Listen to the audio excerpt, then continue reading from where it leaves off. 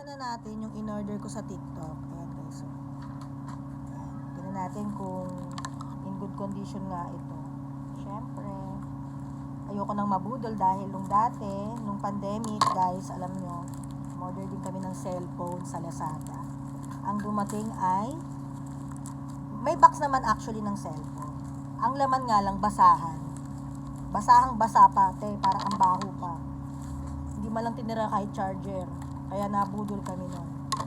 Kaya ngayon, kailangan na natin i-video sa tuwing o order sa online, lalo na yung mga ganito, yung mga medyo pricey. Hindi naman mahal, pero dito pa pala yung receipt. Ayan, ito yung warranty slip.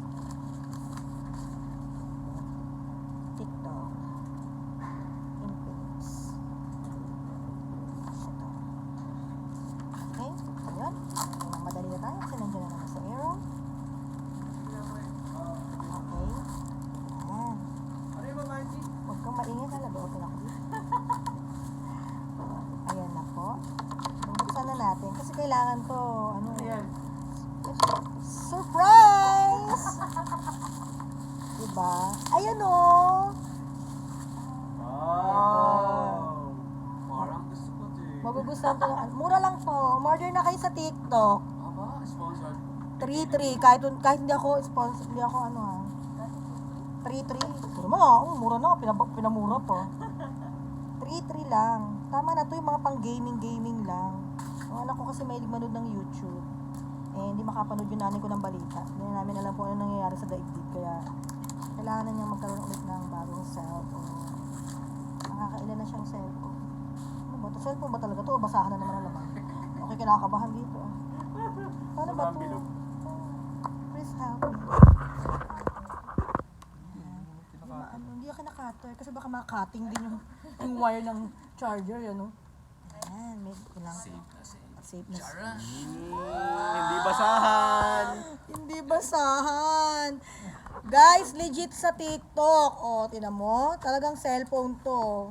Hindi siya pamato, hindi siya basahan, hindi siya kahoy. Minsan kasi ganun eh. Tapos Android. Tapos kung iPhone to, di lalo ako natuwa. Diba? Yan, tignan natin ito. Kompleto naman siya. Meron siyang charger. Yan. Tsaka meron siyang, may ganito pa siya. May glass case pa. Free. O diba? Cute. Pero wala siyang, earphone. Wala nang ganun. Nung araw pa pala yun. Sorry naman. So, ayan. Okay naman. Tsaka meron siya yung pang sungkit sa, sa lagay ng SIM card. Ayan. Legit na siya. Legit. Buti naman, hindi na ako nakatanggap ng basahan. Kasi marami na kami basahan sa bahay. Yay! Thank you, TikTok! Ay, sino ba yung, namin ito? Seller. Anong pangalan niya? Ay, sa Infinix pala. Infinix.